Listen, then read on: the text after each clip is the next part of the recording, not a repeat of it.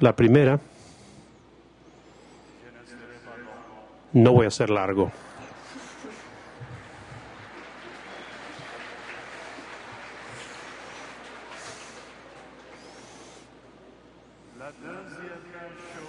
La segunda cosa,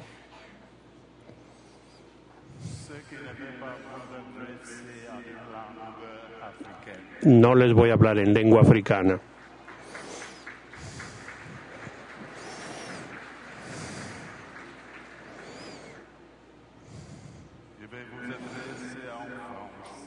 Voy a hablar en francés.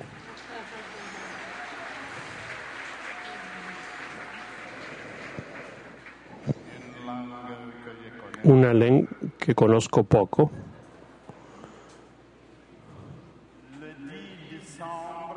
El 10 de diciembre de 2008 se celebrará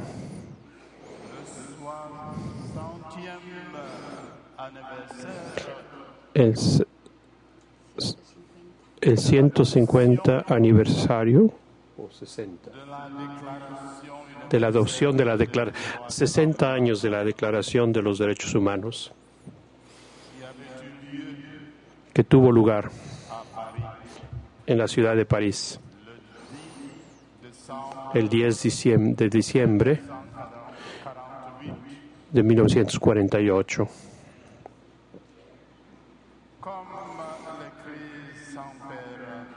Como lo escribe el Santo Padre Benedicto XVI, y lo cito: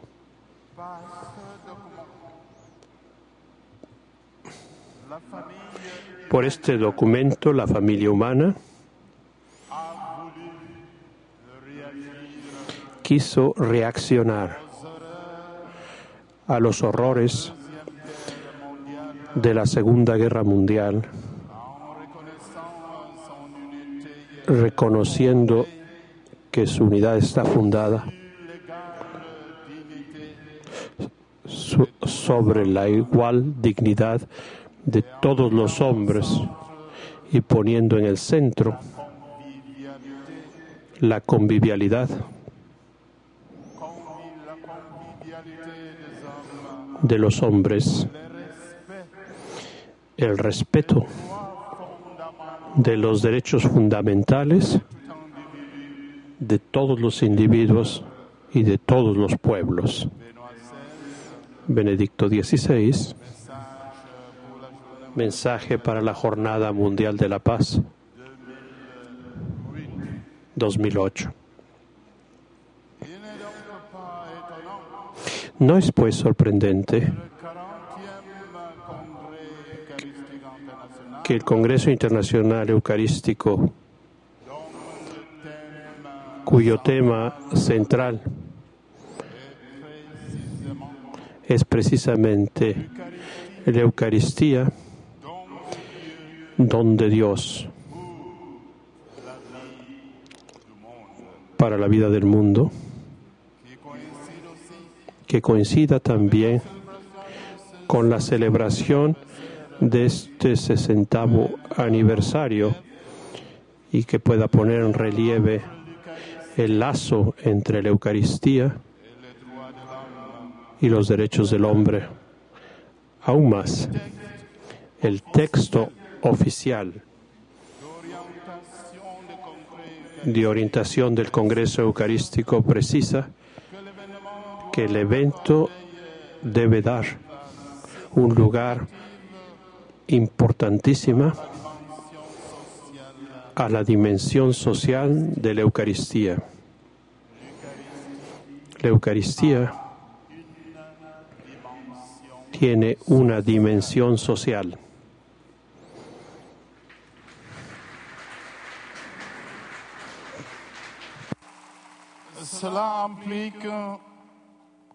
Eso implica que en los largos periodos de preparación del Congreso,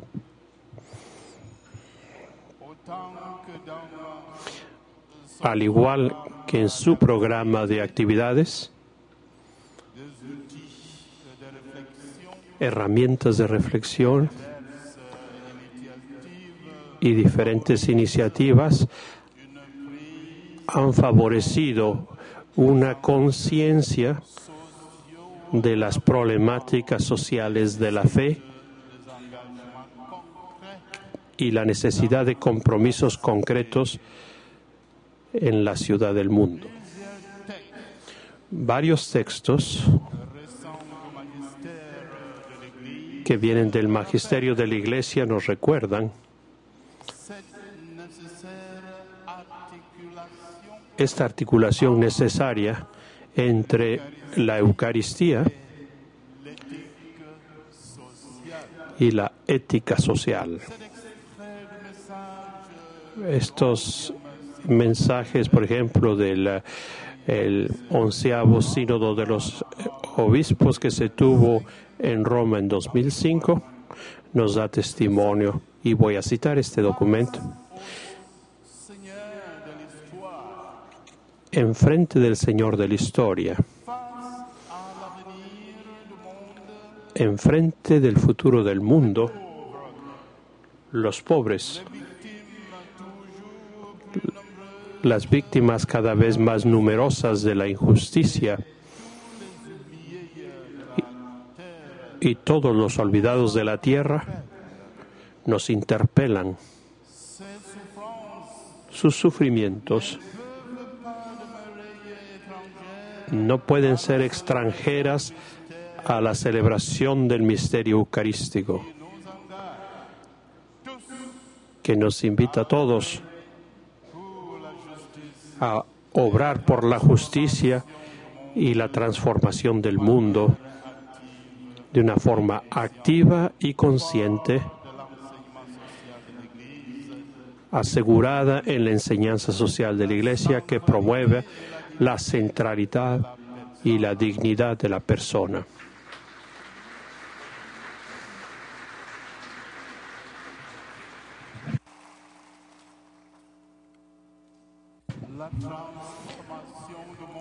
La transformación del mundo. Transformar el mundo. ¿Qué significa esto? Cuando se transforma algo, esto que se transforma pasa de una forma a otra.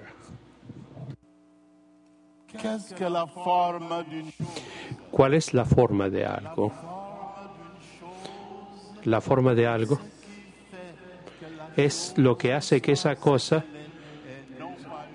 lo que sea y no cualquier otra cosa. Es decir, cuando transformamos, se vuelve uno algo nuevo, algo que no era, otra cosa.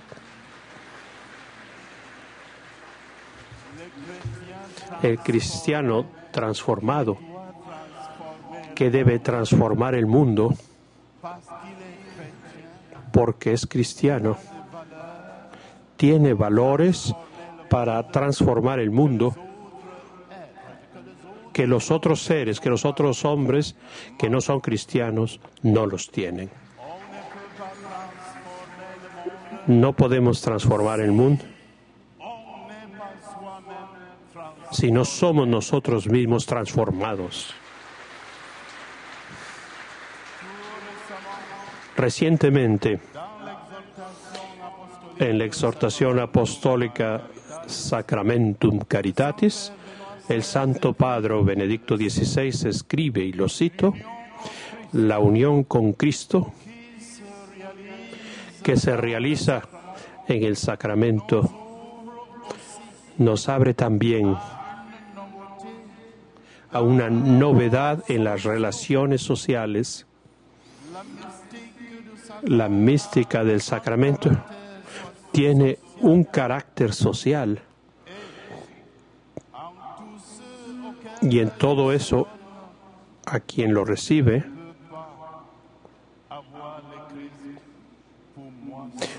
y a quien se da Cristo, yo no puedo tener a Cristo para mí mismo. Cristo es compartible si aceptan la expresión. no puedo solo pertenecer a Cristo, sino en unión con todos que se van a volver suyos. Y termino la citación. En este propósito, es necesario explicar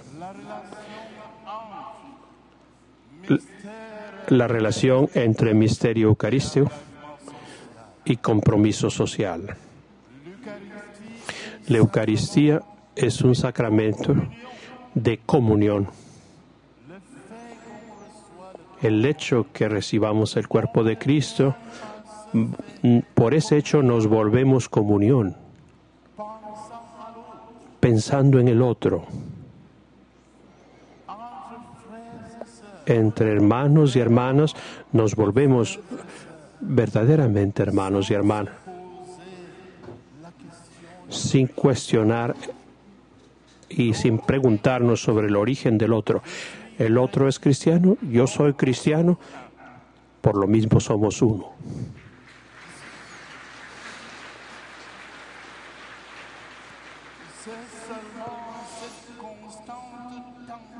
Esta constante tensión en vista de la reconciliación que permite comunicar dignamente al cuerpo y a la sangre de Cristo. Si usted excluye al otro de su amor, yo creo, no pueden comunicar, no pueden hacer la comunión de una forma válida. Por el memorial de su sacrificio, Él refuerza la comunión entre los hermanos, en particular, impulsa a los que están en conflicto a conseguir su reconciliación, abriéndose al diálogo y al compromiso por la justicia. No hay duda que la restauración de la justicia, la reconciliación y el perdón son las condiciones para poder construir una paz mundial verdadera. De esta conciencia nace la voluntad de transformar también las estructuras de pecado injustas para restaurar el respeto de la dignidad del hombre, creada a la imagen y a la semejanza de Dios. Es por medio de este desarrollo concreto de esta responsabilidad que la Eucaristía se vuelve don en la vida, lo que significa en la celebración. No es el papel propio de la Iglesia verdadero de tomar en cargo los combates políticos para realizar la sociedad más justa posible. Sin embargo, ella no puede. La Iglesia no puede. La Iglesia no debe tampoco quedarse al lado de la lucha por la justicia en el mundo.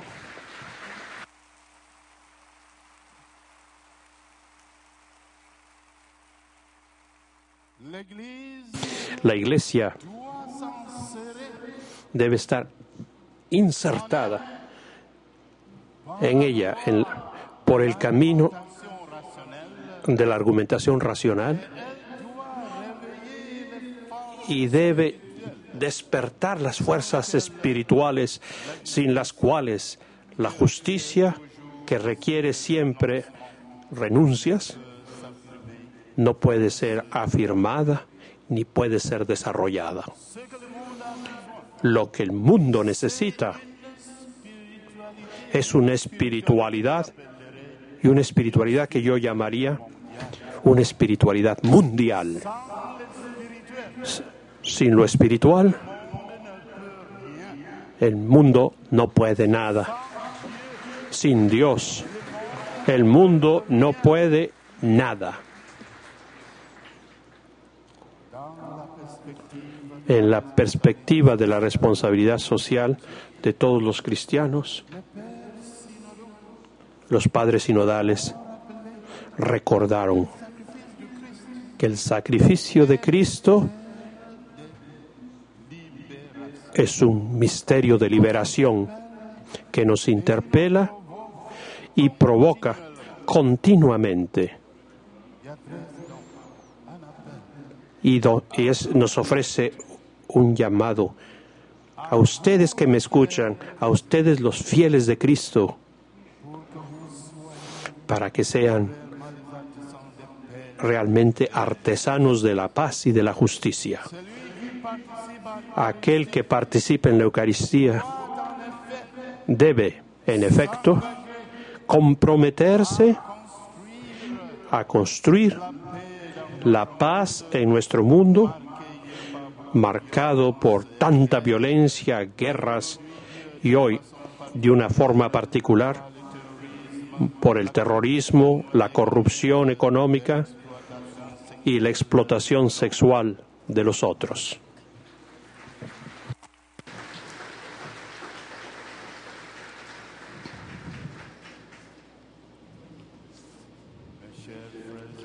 Queridos hermanos y hermanas,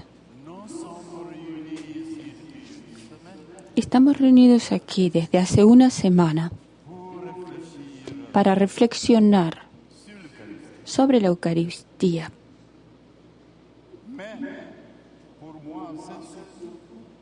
Pero para mí es sobre todo para la celebración de la Eucaristía.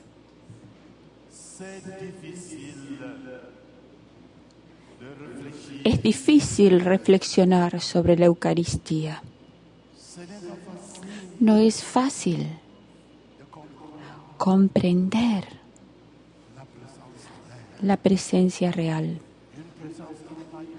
Una presencia que no es imaginaria, una presencia real del Creador del mundo en un trozo de pan. ¿Cómo un trozo de pan puede convertirse en alguien, en una persona divina? Un día yo recibí a una señora protestante en mi oficina y ella me dijo: Señor cura, me gustaría convertirme en católica, pero hay una sola cosa que me falta, que me impide serlo. Y yo le pregunté a la señora, ¿cuál es esta cosa?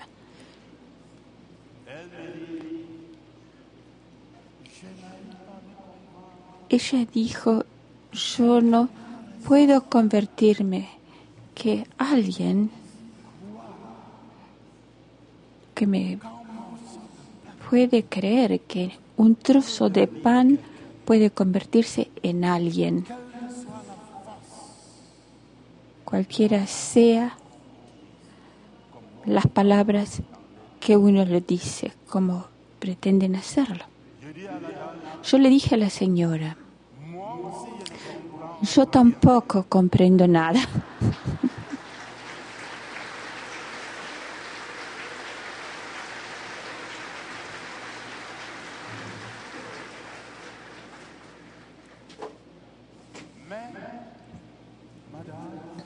Pero, ¿ve usted, señora? Yo estoy convencido de una cosa.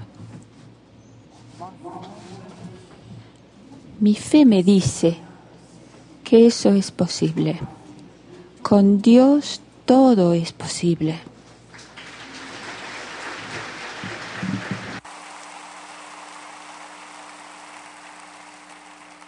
Yo no puedo pretender explicarle la presencia real, pero yo creo, porque Jesús mismo, que no se equivoca y que no engaña a nadie, dice que es así como sucede.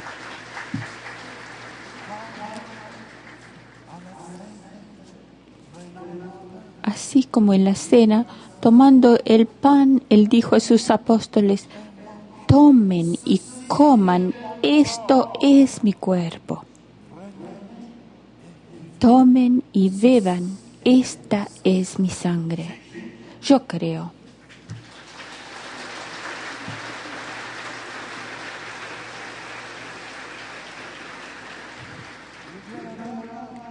Yo dije a la señora,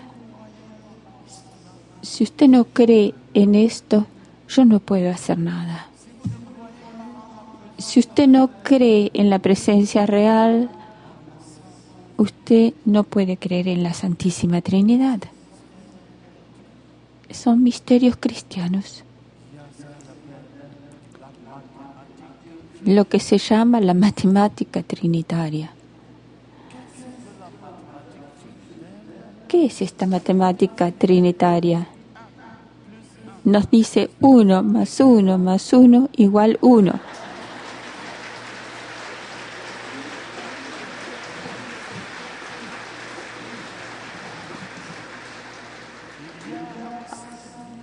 Hay un solo Dios, pero 3 personas, y cada una de ellas es Dios. El Hijo es Dios, el Espíritu Santo es Dios, el Padre es Dios. 1 más 1 más 1 igual 1. Pero, ¿cómo podemos ser testigos de la Eucaristía en el corazón del mundo, donde todo es cuestionable? Donde las dudas y el escepticismo reinan como maestros, donde la abundancia de comida en el hemisferio norte provoca enfermedades, cuando en otros lugares el hambre hace atrocidades. Yo creo que hay que preguntarse estas cosas en los elementos fundamentales de la fe cristiana, sin los cuales la Eucaristía queda como una quimera. Se trata del misterio de la resurrección. Ser testigo de la Eucaristía es ante todo ser testigo de la resurrección a través del mundo. Todos somos enviados para dar testimonio de que el que estaba muerto está vivo, que Dios, que es testigo, porque Jesús, hecho hombre, era también verdadero hombre y verdadero Dios, y que Dios murió, pero está vivo, ha resucitado. Eso es lo que la Iglesia tiene que para proponer al mundo. Si Cristo no ha resucitado, nuestra fe es vana, dice San Pablo. Y él lo dice a la comunidad cristiana de Corinto, en el primer capítulo de Corintios 15, 14 a 19. Si Cristo no ha resucitado, nuestra fe es vana.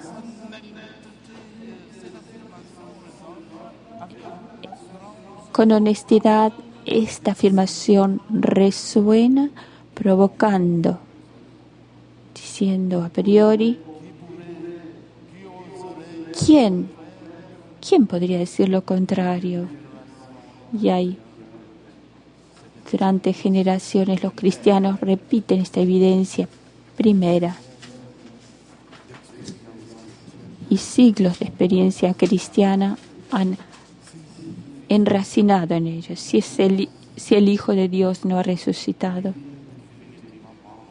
está definitivamente muerto y nuestra fe no tiene sentido. Dios es, y Él es. Esto es entonces racional. Creer en Él, el resucitado. Cristo es nuestra resurrección. Al vivir esta experiencia de la fe en el corazón de las realidades humanas que comparte con todos los hombres, el cristiano, existencialmente hablando, no puede aceptar ninguna distorsión entre las cosas de la vida y las cosas de la fe. No tiene que haber una separación entre lo que yo soy como cristiano y lo que yo vivo en el mundo. Es necesario que las dos, la vida en el mundo, santifique todo lo que yo toco. La vida de fieles laicos, ustedes son mayoría aquí, debe ser un sacramento de la presencia del Señor en el mundo.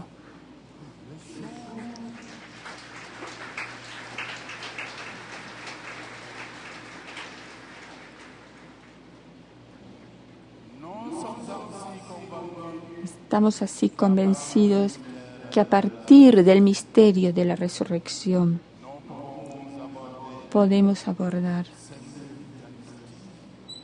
la realidad de la Eucaristía, que es signo para un mundo mejor. Nuestro testimonio cristiano es tal vez sin sal, porque no deseamos ardientemente la Eucaristía, el cuerpo de Cristo resucitado, como alimento y como fuerza de los que creen en Él. La Eucaristía es la oración más grande de los seres humanos.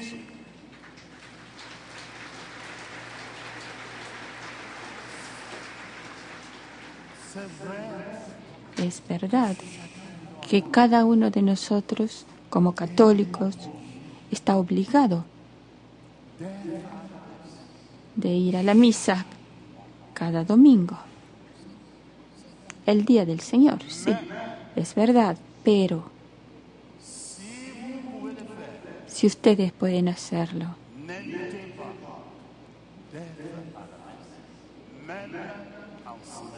no vacilen de ir a la misa durante la semana.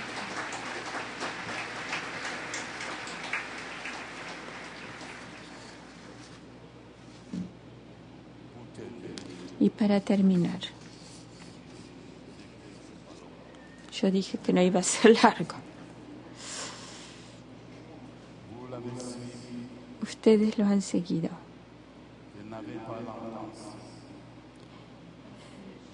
Yo no tenía la intención de decir todo sobre el testimonio de nuestra vida en la sociedad, el testimonio de cada uno de cristianos, que es proclamación del Evangelio vivido. Pero de todo lo anterior, yo puedo hacer un resumen diciendo: la Eucaristía no puede concebirse más que como pasión del hombre, del ser humano, una pasión de Dios inscrita en el corazón del hombre, del ser humano. La Eucaristía, al hacernos compartir el cuerpo del resucitado, al darnos su vida y al darnos su sangre, y al encendernos con el fuego del Espíritu, no puede sino comunicarnos los sentimientos mismos de Cristo para los seres humanos y para Dios. No puede hacer de nosotros más que apasionados del ser humano. Y permítanme la expresión, la Eucaristía tiene que hacer de nosotros locos de Dios.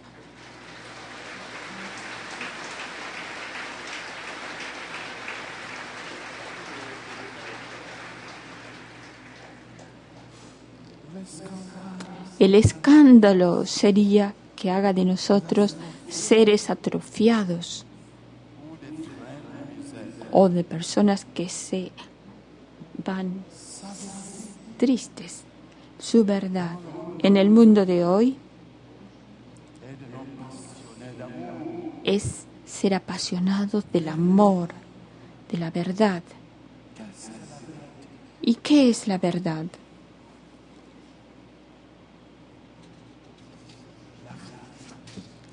La verdad. La verdad. ¿Qué es la verdad? Cuando dice es verdad, es decir, no es una creación de mi pensamiento. Cada vez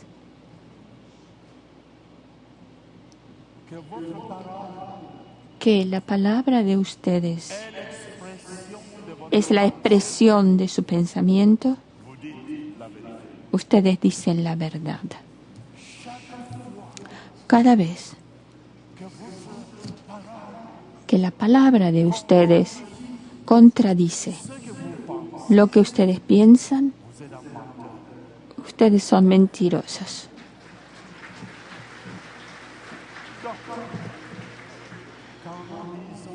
Entonces, cuando decimos que el Señor es verdad,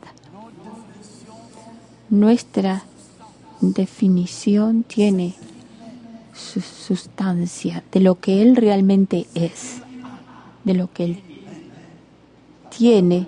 Lo que Él tiene, Él es, porque no hay división en Dios. Porque si tuviera partes, no sería Dios. Dios es simple y perfecto. El Señor Jesús es verdad, es uno. Yo soy la verdad. Su verdad en el mundo de hoy es de apasionarnos por el amor. ¿Qué significa amar? ¿Qué es amar? Amar es desear el bien para el otro siempre. Uno puede amar a alguien porque este alguien es mi hermano,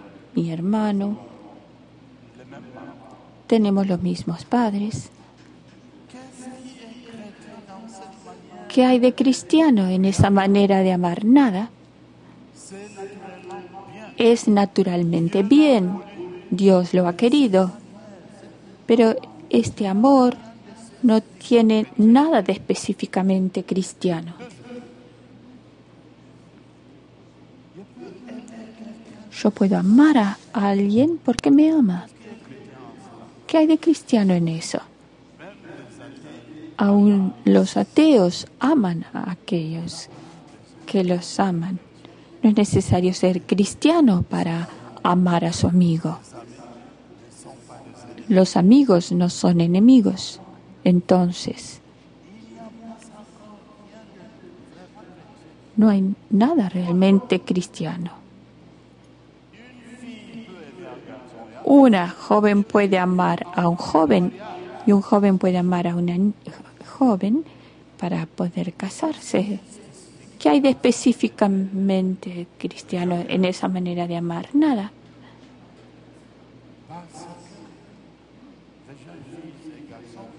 Porque las jóvenes, aunque sean paganos, se van a casar, van a tener un matrimonio basado sobre el amor. Es esa base que hace que todo matrimonio, aún pagano, aún el matrimonio de los ateos, sea sagrado. Entonces esas tres maneras de amar no tienen nada de específicamente cristiano. Ese es el amor, este es el amor realmente cristiano. Amar a aquellos que no te aman. Y ustedes harán el bien y serán cristianos, hijos de Dios. Eso es lo específicamente cristiano, de amar al otro, aunque el otro no me ame. Como cristiano yo debo amarlo para ser a la imagen de nuestro Maestro, que ha amado aún a aquellos que lo mataban. Padre, perdónalos porque no saben lo que hacen. En este sentido,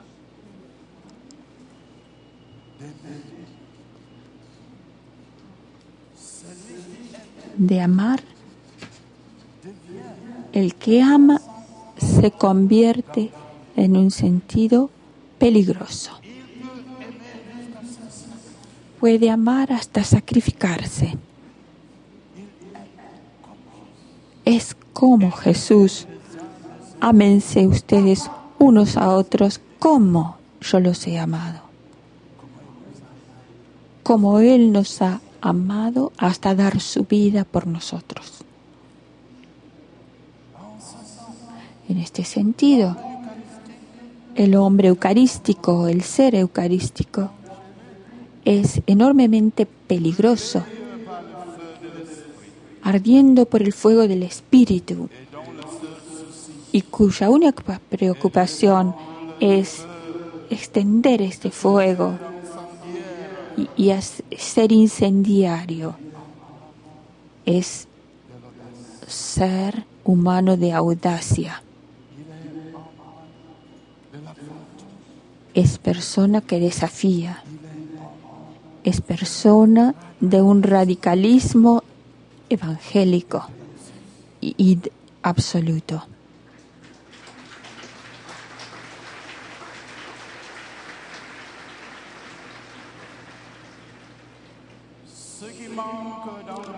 Lo que falta en el mundo, hermanos y hermanas, es el amor.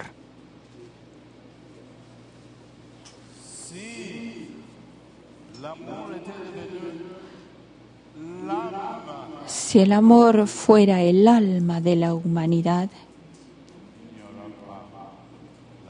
no hubieran guerras ni terrorismo en Afganistán.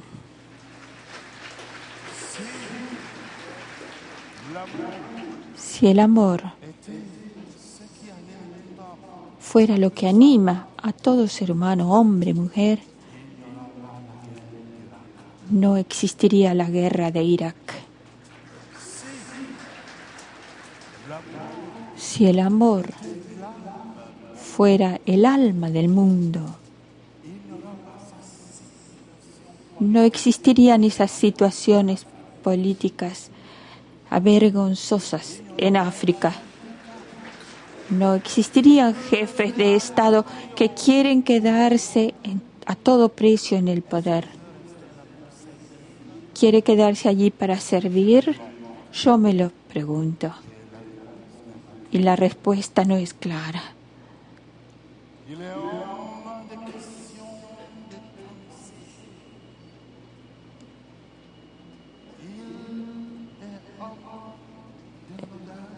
Ay, cristianos son personas que se comprometen siempre.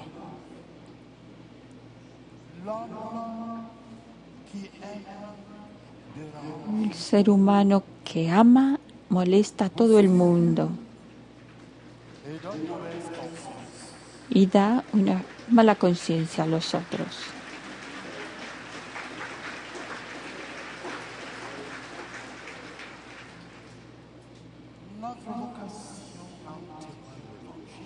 Nuestra vocación como testigos del Evangelio es dar mala conciencia a los otros,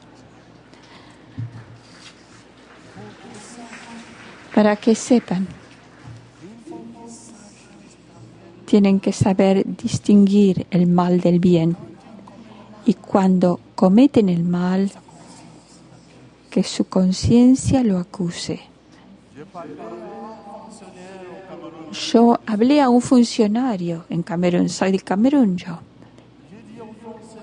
Yo le dije, cuando fui ordenado sacerdote, yo le dije, usted, los funcionarios que han frecuentado las escuelas católicas, yo no veo ninguna diferencia entre ustedes y los otros que juegan las cosas del Estado. Ellos roban, ustedes roban. Ellos dan vuelta a las cosas, ustedes también. No veo la diferencia entre la educación cristiana de ustedes y la de los otros. Ríe y me dice, señor cardenal, nosotros que trabajamos, los que no fueron a las escuelas confesionales, vemos la diferencia entre ellos y nosotros. Y le pregunté, ¿cuál es la diferencia entonces? Y me dice, ellos, cuando roban el dinero, están contentos.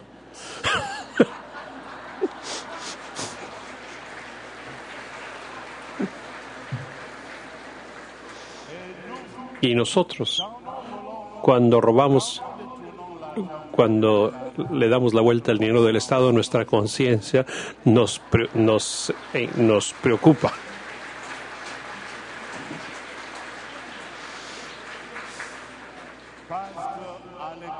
Porque en la escuela católica siempre nos dijeron, robar es un pecado. Y para que sus pecados tengan que ser perdonados, hay que reembolsar.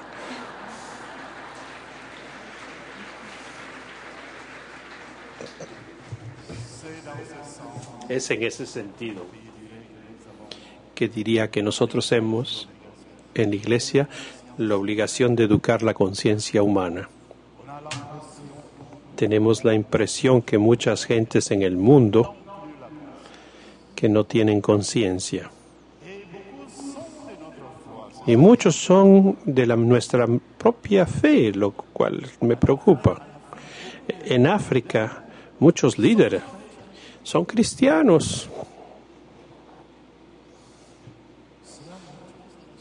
Eso muestra que no es suficiente el ser cristiano. Hay que serlo diario.